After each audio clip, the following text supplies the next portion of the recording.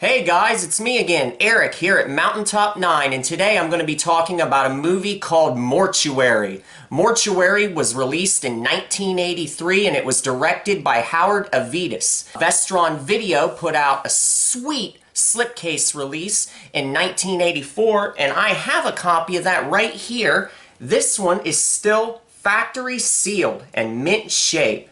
Check that out right there. There's that sweet cover. Now, the cover is kind of misleading because, like I said, this movie is in the slasher realm, but it kind of leads you to believe that it might be a zombie movie, just judging by the cover. But it's not. It's a slasher, all right. And there's the back. And I just love the Vestron logo on the side. Isn't that beautiful, folks? And like I said, this one's factory sealed. Now, there are smartasses out there that like to take a sealed VHS that's nice, minty fresh, never been opened, and they like, just for the shock and awe effect, they like to, unseal them. I'm not going to do that with this copy. This copy is staying minty fresh and sealed for all eternity. I have another beaten VHS copy of this. Why would I sully this one and open this one? So it's staying sealed. Now, in 2012, Scorpion released it to DVD, and when this came out, I bought like 2 copies at once. This is like my 3rd or 4th right here. I've got a few copies of this, and it was released under the Katarina's Nightmare Theater banner. And it has reversible artwork where if you didn't want to show this banner, you could reverse it, and it doesn't have that banner at the top. It just has the original, artwork there. The only bonus feature on this DVD release is a interview with the music composer, John Kakavas. It's not the most enlightening interview. He doesn't offer a whole lot of insight into the process, so it's kind of whatever. It ends up that this movie got released to Blu-ray also a couple years after the DVD release. So let's get on to the fucking plot and see what this movie has to offer, shall we? This slasher classic wastes no time in getting down and dirty. Some old dude is sitting by his swimming pool, chilling and smoking a cigarette when a shadowy figure wielding a baseball bat approaches from behind. He's not there to squeeze his fucking butt cheeks either, because he squares up and swings that goddamn bat, first landing a body blow and then a swift crack right to the face. This dumb bastard spins and crashes into the pool like a lump of shit falling into a toilet. His sexy-ass daughter races out onto the balcony to see what the goddamn commotion is all about. But by then, the killer has fled the scene. We'll be seeing more of this bitch later. Meanwhile, flashing forward a bit, 2 goofballs named Josh and Greg are stealing a pair of tires from a storage facility. This particular building is owned by the town undertaker, Hank Andrews. And man, oh man, does he get up to some kinky business. Josh and Greg peek into the basement and see Mr. Andrews holding a weird occult ritual with 5 smoking hot broads. You gotta hand it to these new age healers and cult leaders and religious hucksters. They sure do know how to get paid and laid, let me tell you. Anyway, the two split up for a minute, which turns out to be a grave mistake, because a black-robed figure pops out and stabs Josh right through the stomach with a fucking trocar. The rubber tubing on the other side drips with blood and flops around like a limp, sexy penis. Which reminds me of my middle school days. Back then in computer class, we used a thing called floppy disks, and whenever my teacher would say insert your floppy disk, I'd say insert your floppy dick. The killer is wearing proto-black metal corpse paint, and he seems pretty pissed off to boot. Greg doesn't see his friend get killed, so he has no fucking clue what's going on. He calls his girlfriend to come pick him up. And you guessed it, it's the broad from the intro. Her name is Christy, and she's one sexy babe for sure. Poor Christy is still traumatized over her father's death, and she has weird nightmares and sleepwalks all the goddamn time. And to top it off, that murderous black-caped psycho is stalking her night and day. Who is this hooded killer? And what the fuck does he want with Christy anyway? Well, you'll have to watch the movie and find out. But for now, let's talk about the finer points of this here film. The acting in Mortuary is exceptional. It just is so much better than a lot of slasher films of the same era. First of all, you've got Christopher George in a role, albeit a small role, but still, any movie that has Christopher George in it benefits from his presence. He's got that warm smile, he's got that great voice and just a great presence. It's a nice thing to have this guy in your movie. And as I've read, Mortuary was his final film before he died, which is sad. His wife is in this film, Linda Day George. She gives a good performance. This is an early role for Bill Paxton, and he's really funny in this movie. Any movie with Bill Paxton, you know that sense of quirkiness that he brings to his roles. He was so good in the 80s and the different things he'd pop up in. Of course, everyone knows Aliens and Near Dark, but he'd also turn up in oddball things like he was in a really good episode of The Hitchhiker on HBO in the mid-80s. So just a fantastic guy. And it's sad that he's gone now, but he gives a nice little performance in this movie. He really hams it up, especially in this scene where he's frolicking through a cemetery. He's a real loon in this movie. David Wallace, the blonde-headed boyfriend, is great too. So acting, no slouches in that department. It's right on point. Now, as far as the score goes by John Kakavas, let's put it this way. This guy's no John Carpenter. You can tell that this is just a job to him. This isn't a horror composer. This is a movie composer that's being paid to do a horror score. So at times he gets it right.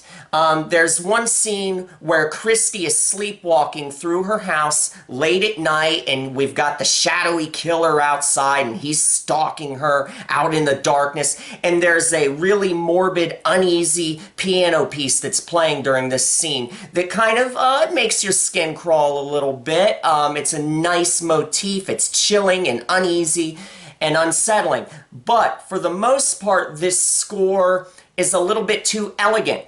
It's too clean. It's too polished. There's too much orchestration in the background, and it kind of gives you an old-timey feeling, and it gives you a soap opera-ish feeling, and that's not what I want in a horror score. I want more fear. I want emphasis on fear, darkness, weirdness, and a little bit more filth. It can't be too clean, and that's a little bit what this score is. It's too elegant. And so overall, I would give this score, taking it in totality, I'd give it a B-. Now, onto the gore front. In this movie, we get 3 trocar through the stomach murders. One of them is particularly vicious, and that's the one where Christy's mom gets murdered in her bedroom as she's laying in bed trying to sleep. The killer busts in and he stabs her repeatedly, right in the abdomen with that long trocar. And the reason that this murder is so vicious is because the killer is doing it in a very sexual way. The repeated thrusts and the way he moves his head back and forth and the way he twists the weapon, you can tell he's using this weapon as a surrogate penis, you know? He's using it, it's like he's fucking her to death as he stabs her over and over again. Very similar to a murder in the movie Nightmare, aka Nightmares in a Damaged Brain. You know that scene where George Tatum keeps stabbing the broad over and over again, and he's doing it in a highly erotic way. Well, that's the feeling you get from this. Besides that one, you get 2 other trocar through the stomach murders, with a little bit of blood spillage, and there's an axe to the back scene, and you see some blood flow from that wound. This movie's called Mortuary, so we're gonna have to see some dead bodies on slabs, you know, and some embalming going on, and the movie doesn't disappoint in that regard. There's a scene where this topless broad, and she looks really young, who the fuck knows what the hell she died of, but they show her fucking topless laying on that slab, and, you know, it shows them embalming her, cutting into the neck and putting tubing in there, and that's kind of grisly. And then we get to see the blood flowing through the tubes, and you get those wet and dripping and bubbly sound effects that are really off-putting and kind of make you feel queasy. Now, this isn't Aftermath or necromantic style Gru, of course, but it's just enough funeral home chicanery to make the faint-hearted feel unsettled. This isn't a body count movie, so don't go in expecting, you know, tons of deaths and blood and gore being thrown about the place. That's not what this is. This movie puts emphasis on the stalking and on the mystery aspects. And if you go in expecting that, you won't be disappointed at all. Now, onto the nudity front, the only tit shot we get is that dead body on the slab. But the movie does deliver sleaze in other ways. There is one really steamy sex scene with some really vigorous missionary-style thrusting. You see the guy's bare ass as he's right between the girl's legs, and then after he pumps her for a while that way, they switch sides and you see her ass on top of him.